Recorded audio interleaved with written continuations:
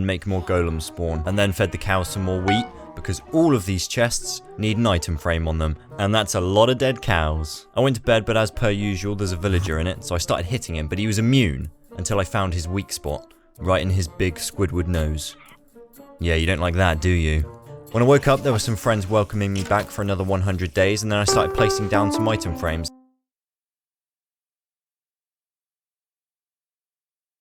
This is going to take a while, isn't it? I got straight to mining to see what would happen now I've completed all the phases, and I think it's just an endless phase now. I pretended I was happy to see this pig, but really, I was just charging up my jump attack.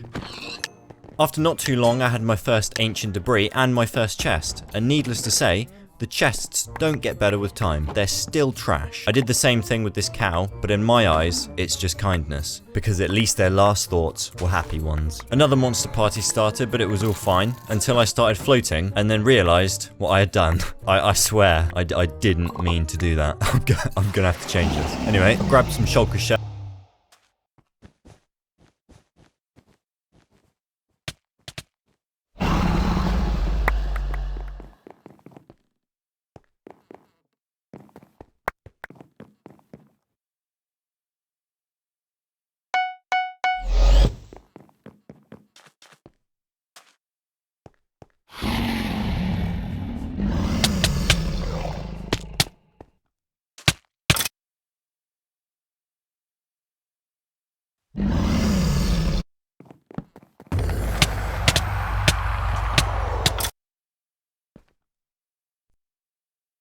And made my first shulker box, so I used it to cram full of blocks of mined. It's a pretty good process. For some reason I hit these donkeys and then instantly felt bad, so I fed them wheat. I don't know if that does anything for their health, but it makes a sound, so it must do something.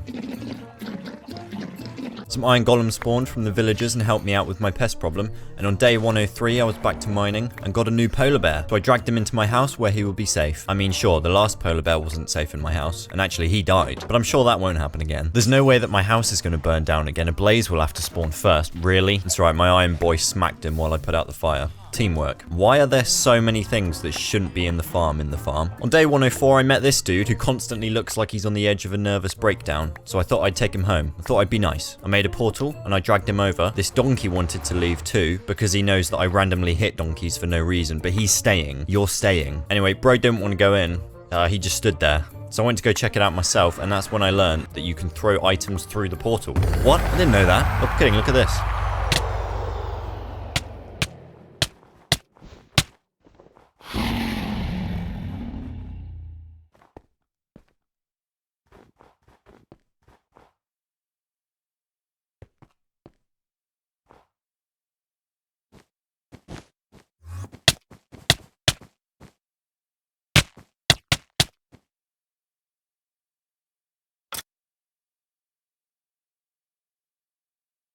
See, there it is, I'm getting distracted. So I built some stairs and pushed him in, but that didn't work either, so I gave up on him entirely. Someone in the comments said that you could get dirt from composting, and he was a liar. He was a big liar. You just get bone meal, and that's like one of the few things that I have way too much of. Day 105, I went to the nether to try and find a nether fortress for some nether warts, because I needed to make a splash potion of weakness for Tuber so that I can heal him. Now, before you go down and comment about how you don't need nether warts to make a splash potion of weakness, I know, or at least I do now. I didn't then. This is very embarrassing for me, because I was looking for a very long time, like a really, really long time. I came across some natives and they were saying something about, this is our land, go away, we just want to be left in peace or something. I don't know, I wasn't really listening, but anyway, they're gone now. And so was I. I turned back and I gave up. But then I realised that I may be able to trade some warts with the piglins, so now it's in my interest to be friends with them. I went back to get some gold, and when I returned, guess who decided to finally cooperate? That's right, it was time to let him out into the wilderness again, to be free with his kind, to roam the lava fields, and graze on an unhealthy amount of hydrogen sulfide, otherwise known as toxic volcanic gases. Anyways, once I returned to my piglin, he was gone. Visible rage. See, this is what happens when you try and be good. That's it, no more good deeds in this 100 days, only bad ones. I tried looking for some more piglins, but could only find a child, so I went back to get an ender pearl, pearled down, and started trading some nuggets with him. I figured gold would be too big for his little hands. But then I thought maybe I'm approaching this situation with little too much logic. It's a block game, and so I gave him a full gold bar, but he ran off with it. I think I just got hustled. Eventually I did find some more piglins, and even a thing that gave me an achievement. It also had some loot inside, but I considered that cheating. Damn my moral code. Day 108, I got back to the piglins to see what they had offered me, and it was a whole bunch of stuff, but no nether warts. So I threw it all away. Damn my moral code. Day 109, I was killing more cows and throwing away more nether items that I wanted to keep, and also placing more item frames. However,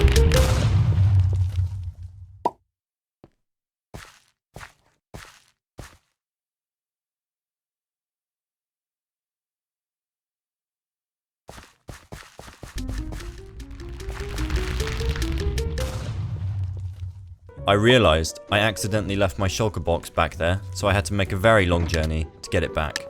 But on my way there, I actually found the fortress. So I killed my way inside, and on day 110, I found some warts that I don't need. Oh, it's just embarrassing to watch. I'm just going to remind you once again that this whole time I've been looking for warts to make a potion that doesn't require warts to make. I came across some loot, but I knew that I couldn't take it. I just wanted a peek. But now look at this, look at this. I just ran straight past that one. Now that is strength. I don't know about you, but it's killing me not knowing what was in that chest now. I got into a bit of a disagreement with the piglins. I said it's my land, they said it's theirs, same old story. And then I tested the nether enderman. They don't attack either. For some reason I thought I could make this jump. I have no idea why I thought I could make that, but luckily I saved it. When I got back, I started growing the warts, and on day 111, I started brewing. Yay! I started brewing potions of poison, not potions of weakness. Oh, it just gets worse. Oh, it's just getting hard to watch. Oh no, he just did it on himself, trying to close the fence gate. Oh. So anyway, unsurprisingly, the splash potion of poison didn't work to change the villager back.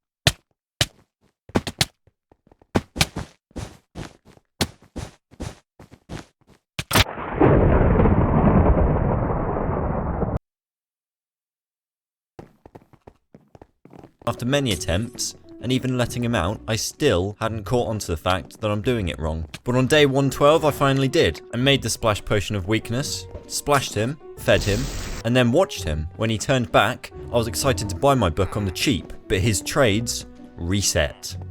Yes, they reset. I couldn't believe it. I spent day 113 resetting his trades until he gave me protection 4. So I went and made some books, came back, and it had reset again. I can't... But on day 114, I finally got the mending trade and quickly bought something from him so that he'd be fixed to his trade, and got 8 mending books for 8 emeralds. That's right, 1 emerald each. To his face, I was like, yeah, no, that sounds about right. But really, I was thinking, is this legal? Am I stealing from this man? So anyway, I put mending on all of my armor and diamond tools and spent the rest of day 114 grinding XP to repair it all, and by 115, it was all good as new. I found this guy at the bottom of the pond and, well, iron is pretty dense. It doesn't float. So, yeah, this is your life now. Also, where did all these new fish come from? On day 116, I made a disenchanter. I forgot what they're called, but I enchanted and disenchanted my new axe until I got a pretty decent one that I was happy with. I then used it to start construction on a new villager farm, but we're gonna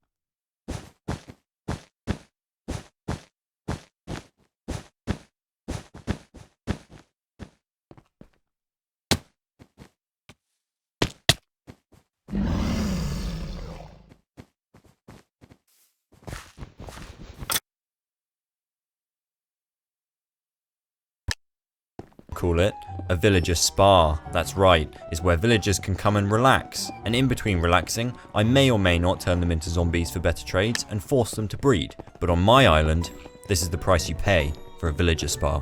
I mean, it's better than their current deal anyway. But then I realized I placed all the slabs on the wrong level and had to take it all down again. But it was coming together. It was also being used as a mob farm, but it was coming together. Day 120, I was chopping down these big dark oak trees. I thought it would be a nice choice of wood, and for the first time, I used scaffolding. And I think I'm the only person, to my knowledge, that has ever used scaffolding in Minecraft. I don't know, maybe I'm wrong, but I personally forgot it even existed. Day 121, I was continuing the build and starting the entrance to what will be the end portal room, but that's a 300 days job. Once I started placing the quartz blocks, I realized that the cobblestone had to be replaced with quartz also. It just didn't work. It wasn't giving off the villager spa vibe, so I started replacing it, but I had to run back to the nether to get some more quartz because I'd run out. And it was here that this ghast blew up.